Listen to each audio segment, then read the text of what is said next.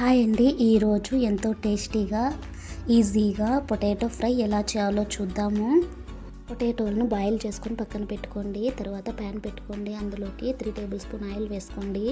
Oil వేడైన తర్వాత 1 table spoon ఆవాలు, 1 టేబుల్ స్పూన్ జీరా, 2 రెబ్బల కరివేపాకు, సన్నగా కట్ చేసి పెట్టుకున్న పచ్చిమిర్చి ముక్కలు, 2 వట్టి మిరపకాయలు, కచ్చా పచ్చగా దంచుకున్న వెల్లుల్లిని కూడా వేసుకొని పచ్చి వాసన పోయేంత వరకు బాగా ఫ్రై చేయండి.